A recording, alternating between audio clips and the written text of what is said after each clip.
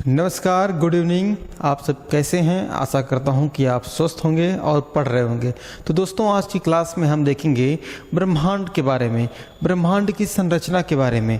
तो इस क्लास के माध्यम से आपके सभी डाउट को हम क्लियर करेंगे। ब्रह्मांड के बारे में जो आप सुनते हैं, जो आप देखते हैं, सभी के बारे में विस्तार से चर्चा होगी इस क्लास में। तो चलिए शुरुआत करते हैं।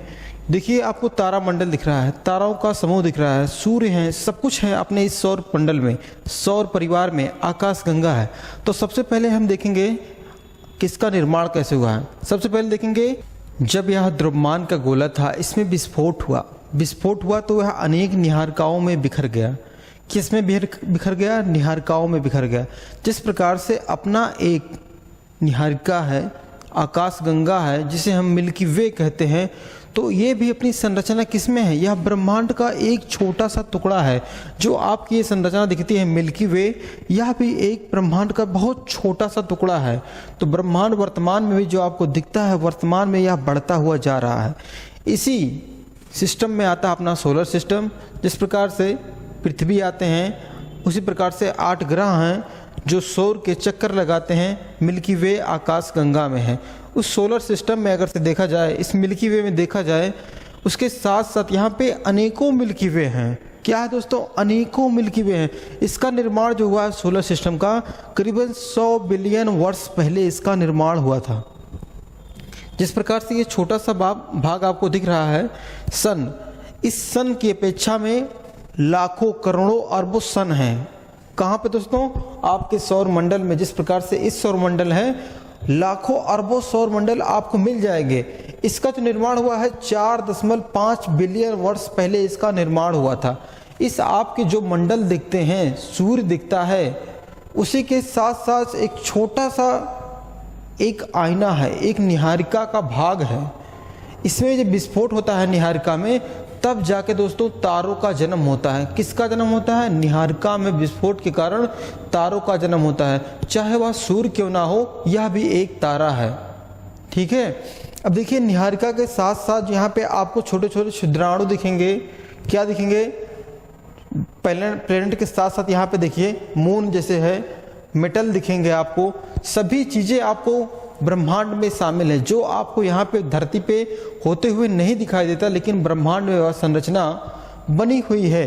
8 ग्रहों के साथ साथ जो और से उपग्रह हैं जो सूर्य के चक्कर लगाते हैं, आपके प्लेनेट पे हैं। जैसे प्लूटो पहले था ग्रह की सूची में, 2006 में इसे हटा दिया गया। क्यों? क्योंकि यह परिक्रमा नहीं लगा रहा था। वैज्ञानिकों ने जब देखा कि प्लूटो अपने स्थान पे स्थिर है, यह सूर्य की परिक्रमा नहीं लगा रहा है, तभी सौर परिवार के सूची में से इसको हटा दिया गया। अब निहारिका की बात आती है दोस्तों। निहारिकाएं 3 प्रकार की होती हैं। कितनी प्रकार की होती हैं? 3 प्रकार की। जैसे एक गोलाकार, दूसरा है सर्पाकार, और एक होता है अनियमित। तो इसमें जो सूर्य आपको दिख रहा है, यह सूर्य भी एक तारा है। इस तारे में गुरुत्वाकर्षण है, जो गुरुत्वाकर्षण अपने आप में सभी 8 ग्रहों को अपने ओर खींचता है और सभी अपनी धुरी पर चक्कर लगाते हैं। किसके कारण? गुरुत्वाकर्षण के कारण। अगर से गुरुत्वाकर्षण ज़्यादा लगा देगा तो सभी को आपस में लड़ा देगा और सबकी अपने ओर खींच लेगा, समाहित कर लेगा। देखिए, जो आपको ग्रह दिख रहे हैं, जिस प्रकार से वर्तमान में 8 ग्रह हैं और सबसे अधिक उपग्रहों की बात आती है, तो वर्तमान में नया ताज़ा अपडेट है दोस्तों।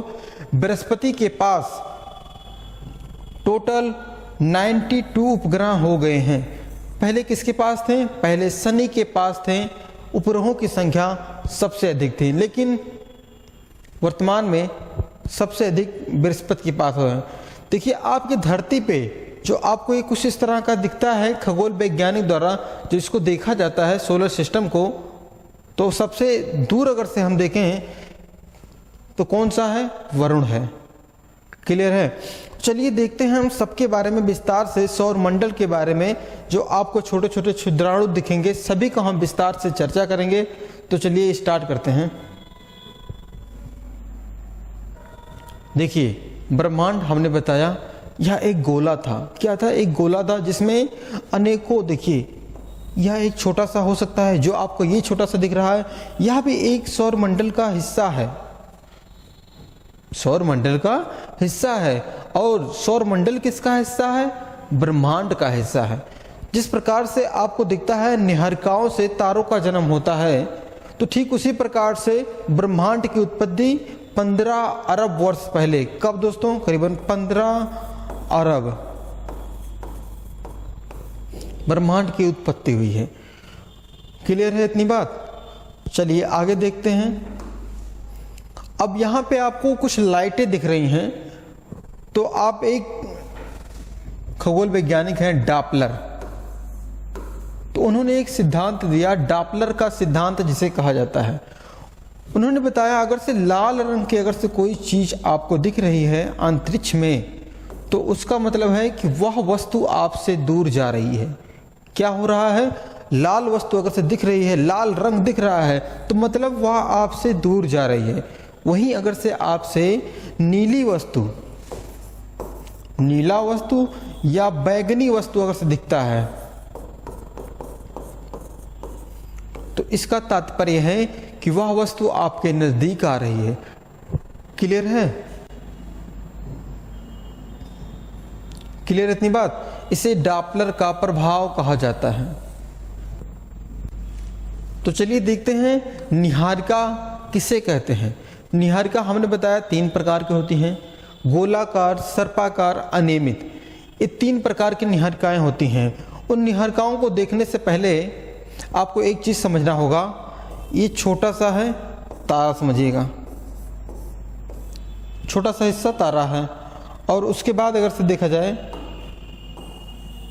ये संरचना दिख रही है तारा मंडल है।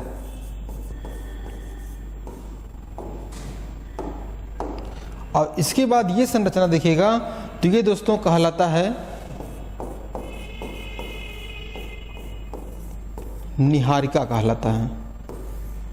और उसके बाद एक संरचना आपको याद आना चाहिए, इसी निहारिकाओं के जो बड़े समूह होते हैं, इसको ब्रह्मांड कहा जाता है। ठीक है, ब्रह्मांड कहा जाता है। ये बात आप ध्यान देंगे, क्योंकि जब तक ले आपको पता नहीं होगा तारा किसे कहते हैं, तारा मंडल किसे कहते हैं, निहारिका किसे कहते हैं और ब्रह्मांड किसे कहते हैं। अब देखिए, ब्रह्मांड में हमने बताया निहारिकाओं से, जो निहारिकाओं का एक समूह होता है उसे ब्रह्मांड कहा जाता है। तो अपने ब्रह्मांड में लाखों करोड़ों अरबों निहारिकाएं हैं। क्या हैं? वो निहारिकाएं हैं। तो चलिए देखते हैं निहारिकाओं के प्रकार में। पहले इस निहारिकाओं में आपको ये दिख रहा है, ये संरचना, इसे कहते हैं सर्पाकार निहारिका। इसी सर्पाकार निहारिका में आता है अपना क्या दोस्तों? आकाश गंगा।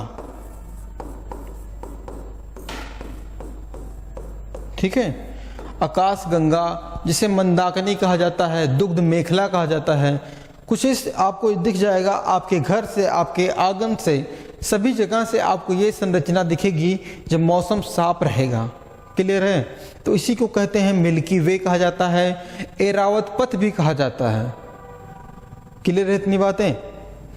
चलिए, और इसी सौरमंडल में, इसी निहारिका में आपका आता है सौरमंडल। अपना सौरमंडल किसमें आता है? सर्पाकार निहारिका में। इसी सर्पाकार निहारिका को सूर्य को चक्कर लगाने में दोस्तों करीबन लग जाता है करोड़ वर्ष। 25 सूर्य को इसका चक्कर लगाने में 25 करोड़ वर्ष लग जाता है। और इस 25 करोड़ वर्ष को दोस्तों कहा जाता है ब्रह्मांड वर्ष। क्या कहा जाता है? ब्रह्मांड वर्ष कहा जाता है। अगर से आपके क्वेश्चन में पूछा जाए एक ब्रह्मांड वर्ष में कितने वर्ष होते हैं, तो 25 करोड़ वर्ष होते हैं एक ब्रह्मांड वर्ष में। क्लियर है इतनी बातें? अब चलिए आगे देखते हैं। अब ये क्या है? यह एक गोलाकार आंख की नुमा जो आकृति दिख रही है, यह गोलाकार निहारिका है। क्या है दोस्तों? यह एक गोलाकार निहारिका है। इसी निहारिकाओं में अनेक तारामंडल छिपे हुए हैं। जब इसमें ताप और दाब के कारण, यहाँ पे देखिए, अगर से किसी एरिया में ताप और दाब बढ़ेगा तो इसमें विस्फोट हो जाएगा। जब यह टूटेगा, बिखरेगा, तो अनेक तारों का जन्म हो जाएगा। तो इसे हम अगर से कहें एक नर्सरी के रूप में भी हम कह सकते हैं कि यह एक नर्सरी के रूप में है, यहाँ तारों का जन्म होता है। क्लियर है? अब चलिए देखते हैं एक बिखरा हुआ। यह देखिए अनियमित, जहाँ पे कुछ काम नियम से ना हो उसे अनियमित कहा जाता है। तो यह एक अनियमित क्या है? निहारिका है। और इसी निहारिका के आसपास जो तारे दिख रहे हैं, ये छोटे छोटे तारे हैं, इसे बिखरे हुए, इसे लगे हुए अनियमित निहारिकाओं के प्रकार में आते हैं। तो सबसे पहले बात आती है सबसे चमकीला तारा, तो कौन सा है? साइरस है। सबसे चमकीला तारा कौन सा है? साइरस है। और पृथ्वी के सबसे निकटतम तारा कौन सा है दोस्तों? तो वह सूर्य है। सबसे निकटतम तारा सूर्य है। नेबुला, नेबुला किसे कहते हैं? नेबुला देखिए, जब निहारिकाओं में, मान लीजिए ये निहारिका है, अब इस निहारिकाओं में जब विस्फोट होगा, क्या होगा? हाइड्रोजन हीलियम का जो विस्फोट होगा, उसी विस्फोट को, उसी बिखरे हुए को क्या कहेंगे? नेबुला कहा जाता है। और नेबुला किसका पार्ट है? निहारिका का पार्ट है। अब अगर से देखें पृथ्वी के सबसे निकटतम नेबुला कौन सा है, तो कौन सा है? हेलिक्स। हेलिक्स नाम का एक नेबुला है जो पृथ्वी के सबसे निकटतम नेबुला माना जाता है। क्लियर है इतनी बात? देखिए ब्रह्मांड में कोई जरूरी नहीं है कि सब चीजें स्थिर हैं, सब चीजें राउंड बाय राउंड चक्कर लगा रही हैं। अब देखिए जो अपना आकाश गंगा है, अपना मिल्की वे है, इसमें भी कोई लड़ सकता है। इसमें भी दो मिल्की वे, दो निहारिकाएं आपस में लड़ सकती हैं। अगर से ये दोनों आपस में लड़ेंगी तो पृथ्वी की संरचना या सौरमंडल की संरचना बिखर जाएगी और सब स्थिर नहीं रहेगा, सब कुछ तहस नहस हो जाता है। तो हो सकता है, लेकिन ऐसा कोई अभी प्रमाण नहीं है कि कोई आपस में आएगा, लड़ेगा। लेकिन फ्यूचर में अरबों करोड़ों वर्ष साल बाद यह घटना हो सकती है। क्लियर है? चलिए आगे देखते हैं। अब देखिए हमने बताया आपका सूर्य है और पृथ्वी के सबसे निकटतम तारा हमने बताया कौन सा है? सूर्य है। अब सूर्य सबसे निकटतम तारा है, लेकिन सूर्य से बड़ा भी एक तारा है। सूर्य से बड़ा भी एक तारा है, करीबन इसका 2000वां, कितना दोस्तों? 2000वां भाग से बड़ा है सूर्य का एक तारा। जैसे देखिए आपको दिखाते हैं ये संरचना, देखिए सूर्य इसकी तुलना में देखिए कितना छोटा है, कितना बच्चा है। ठीक है, तो देखिए पहले हम देखेंगे तारों के बारे में। तारों का जन्म कैसे होता है? तारों का जन्म कैसे होता है? हमने बताया निहारिकाओं से होता है जन्म। क्लियर है? अब मृत्यु देखते हैं, तारों की मृत्यु की संरचना। तारे जब मरते हैं तो क्या होता है? कोई जरूरी नहीं है कि इंसान ही मरते हों, सभी लोग जो धरती पे या कहीं पे जन्मा है उसको भी अपने एक स्थान से दूसरे स्थान पे जाता है। जिस प्रकार से गीता में कहा गया है कि मनुष्य की आत्मा एक शरीर को छोड़ के दूसरे शरीर में जाती है, तो ठीक उसी प्रकार से इसको भी अगर से देखें, कोई भी तारा है उसकी भी एक समय के बाद मृत्यु हो जाएगी। उसमें जब ऊर्जा समाप्त हो जाएगी तो वो क्या होगा? उसकी मृत्यु हो जाएगी। तो ऊर्जा का मतलब आप समझेंगे हाइड्रोजन और हीलियम। हाइड्रोजन और हीलियम जब समाप्त हो जाएंगे तब तारों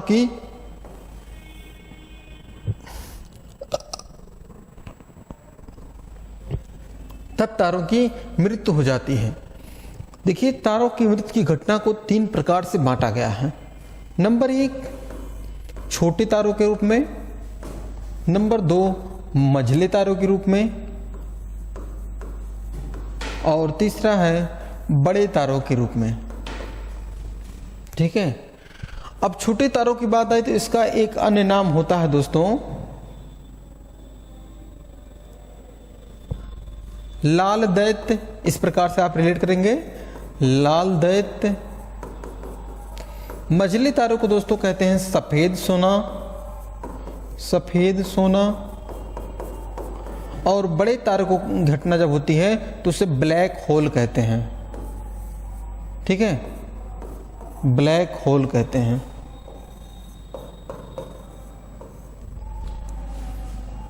क्लियर है इतनी बात? चलिए पहले देखते हैं ब्लैक होल कहते किसे हैं। तो ब्लैक होल की घटना दोस्तों एक ऐसे समझिएगा, जब कोई तारा है या तारा है, इसमें समाप्त हो जाएगा हाइड्रोजन हीलियम, तो क्या करेगा ये सभी चीज़ों को अपने ओर समाहित करने का प्रयास करता है। ग्रेविटी इसकी जो होती है बहुत तेज हो जाती है। तो देखिए सबसे पहले आप समझिएगा, जब बड़े तारों की आयु जो होती है, जो बड़े तारों की आयु होती है तो छोटे तारों की आयु से कम होती है, छोटे से कम आयु बढ़ेगी, ठीक है, ऐसा समझिएगा। अब जब बड़ा तारा फटता है तो उसे सुपरनोवा कहते हैं, अगर से छोटा तारा फटता है तो उसे नोवा कहा जाता है। क्लियर है इतनी बात? अब इस घटना को, तारों की मरने की घटना को एक खगोल वैज्ञानिक हैं, कौन से हैं?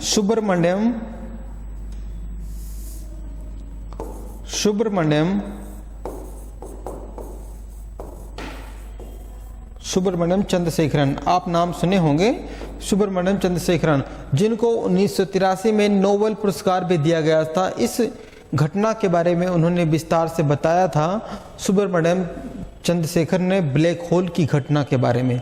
तो इन्होंने सभी चीज़ों को विस्तार से बताया कि कौन सी घटना कब घटती है, किस प्रकार से घटती है, कितना गुरुत्वाकर्षण बल के कारण वह अपने पास चीज़ों को खींचता है। तो चलिए देखते हैं हम। अब ब्लैक होल की जो संरचना है दोस्तों कुछ इस प्रकार की होती है। ब्लैक होल कुछ आपको इस प्रकार का दिखेगा संरचना। क्यों दिखता है? क्योंकि इसके पास हाइड्रोजन और हीलियम दोनों समाप्त हो चुके हैं, इसमें जान ना रह गई है। जान ना होने के कारण यह एक दानव या राक्षस के भांति कार्य करता है। चाहे कोई ग्रह हो या उपग्रह हो, सभी को यह अपने पास खींचता है। और यहाँ पे दोस्तों लाइट भी, जो लाइट होती है, प्रकाश, इसकी भी समाहित हो जाती है। लाइट को भी यह अपने अंदर समा लेता है ब्लैक होल। चलिए आगे देखते हैं। तो चलिए देखते हैं ब्लैक होल के बारे में विस्तार से देखते हैं एक नज़र में ग्राफिक्स के माध्यम से। तो ब्लैक होल देखिए, यह सभी, चाहे पदार्थ हो, चाहे टुकड़ा हो, क्षुद्राणु हो, ग्रह हो, उपग्रह हो, सभी को अपने पास खींचता है। किस प्रकार खींचता है? देखिए ये संरचना जहाँ पे लाइट भी आपको फीकी पड़ रही है। सबसे पहले यहाँ पे देखिए गुरुत्वाकर्षण जो होता है दोस्तों, यहाँ पे बहुत अधिक होता है। सूर्य की अपेक्षा में भी यहाँ पे गुरुत्वाकर्षण बहुत अधिक होता है, इसलिए अपने आसपास की सभी चीज़ों को अपनी ओर खींचता है यह। और यहाँ पे समय की गति बहुत स्लो हो जाती है। कितनी? बहुत स्लो हो जाती है यहाँ पे। क्लियर है इतनी बात? और चलिए देखते हैं और इसके बारे में, ब्लैक होल के बारे में। तो वीडियो में बने रहिएगा आप। देखिए कुछ इस संरचना आपको दिखेगी जहाँ पे लाइट, क्या दोस्तों, लाइट भी फीकी पड़ जाती है इसके रेंज में आती है। जब अगर से कोई ग्रह है, कोई जहाज है, कोई प्लेनेट है, सब कुछ इसके अंदर समा जाएगा। क्यों समा जाता है? ग्रेविटी देखिए किस प्रकार से ग्रेविटी अपने अंदर को खींचती है किसी वस्तु को। जिस प्रकार से आप किसी वस्तु को ऊपर बहाते हैं तो नीचे गिर जाता है, देखिए जैसे ये आ गया, तो ठीक उसी प्रकार से इसके पास कुछ भी आएगा तो यह अपने अंदर समाने का प्रयास करता है और सफल भी हो जाता है। तो इसलिए आप भी निरंतर प्रयास करिए रहेगा और आप सफलता जरूर मिलेगी आपको। तो ठीक है, ब्लैक होल क्लियर हुआ। चलिए आगे देखते हैं। अब देखते हैं हमारा जो सौर मंडल है, सौर परिवार है, इसके बारे में। सौर परिवार में वर्तमान में 8 ग्रह हैं और उपग्रहों की संख्या सबके हिसाब से अलग अलग है। जैसे पृथ्वी के पास 1 उपग्रह है, बृहस्पति के पास 92 उपग्रह हैं और शनि के पास 83 उपग्रह हैं। ठीक है, तो ये बदलते रहते हैं उपग्रह। जैसे अभी 12 नए उपग्रहों की खोज हुई तो बृहस्पति नंबर 1 पर आ गया। तो पहले शनि था नंबर 1 पर, अब बृहस्पति नंबर 1 पे आ गया। तो ये आप जानकारियों को ध्यान में रखेंगे क्योंकि एग्जाम में क्वेश्चन यहाँ से बन सकता है, क्योंकि यह करंट की जानकारी है। तो देखते हैं सूर्य क्या है? एक तारा है, सौर मंडल का हमारा एक तारा है, सबसे बड़ा तारा है सौर मंडल का। तो देखिए यहाँ पे आपको 8 ग्रह दिख रहे होंगे, जिसमें से सूर्य के सबसे समीप ग्रह है बुध, उसके जस्ट समीप में है शुक्र ग्रह, उसके बाद अपनी पृथ्वी है, पृथ्वी की जस्ट बगल में मंगल ग्रह मिल जाएगा, और सौर मंडल का सबसे बड़ा ग्रह बृहस्पति है, इसके जस्ट बगल में शनि है, अरुण है और वरुण है। अगर से बात आती है प्लूटो को ग्रह की सूची से हटा दिया गया है, ठीक है, यह एक बौना ग्रह था। अब क्वेश्चन आपका बनता है कि मंगल और बृहस्पति के बीच में क्या है। यहाँ पे देखिए छोटे छोटे क्षुद्राणु दिख रहे हैं, ठीक है, एस्ट्रॉयड जिसे कहते हैं। अब देखिए धूमकेतु भी आपको दिख जाएंगे इस वाले एरिया में, और पृथ्वी का जो एक उपग्रह है अपना प्यारा चंद्रमा, ठीक है, किसी का चांद भी हो सकता है। तो दोस्तों पहले हम देखेंगे सूर्य के बारे में आज की क्लास में, और सभी के बारे में विस्तार से देखेंगे नेक्स्ट क्लास में। तो देखिए सूर्य आपको अंदर की संरचना आपको कुछ इस तरह से दिखेगी। जैसे देखिए सूर्य के बाहरी परत को कोरोना कहा जाता है। जब सूर्य ग्रहण लगता है तब सूर्य के बाहरी परत को हम देखते हैं, जिसे कोरोना कहा जाता है। देखिए ये जो ब्लैक वाली लाइन है इसी को दोस्तों कोरोना कहा जाता है। उसके जस्ट बाद आता है आपका क्रोमोस्फेयर। कौन सा है? क्रोमोस्फेयर। और उसके जस्ट बाद में आता है फोटोस्फेयर, और इसके सबसे अंदर वाला भाग है इनर कोर। इनर कोर सूर्य के सबसे अंदर का भाग है, देखिए ये वाला भाग है, इसे इनर कोर कहा जाता है।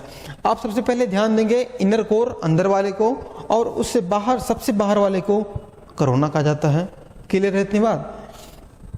ठीक है। अब बात करें सूर्य की, अगर से दूरी, सूर्य का जो प्रकाश है पृथ्वी ये मान लो है, और पृथ्वी पे आने के लिए कितना समय लगता है?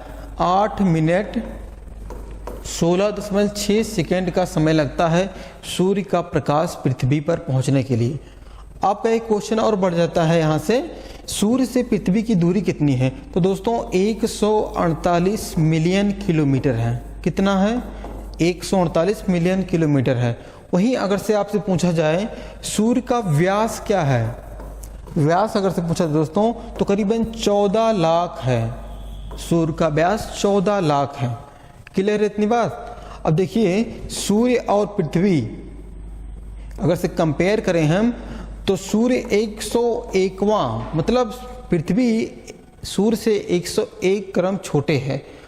इस प्रकार से देखें सूर्य पृथ्वी से 101 ज़्यादा है, बड़ा है। क्लियर है इतनी बात? तो दोस्तों आज की क्लास हमारी यहीं पे समाप्त होती है। मिलते हैं आपसे नेक्स्ट वीडियो में नेक्स्ट कंटेंट के साथ। तो आपको यह वीडियो कैसी लगी है? आशा करता हूँ अच्छी लगी होगी, और अच्छी लगी है तो वीडियो को लाइक करिएगा, अपने दोस्तों के पास शेयर करिए, और चैनल पर अगर से आप नए हैं तो चैनल को सब्सक्राइब करिएगा। तो अपने दोस्तों के पास शेयर करना ना भूलिएगा। मिलते हैं नेक्स्ट क्लास में, तब तक के लिए जय हिंद, धन्यवाद।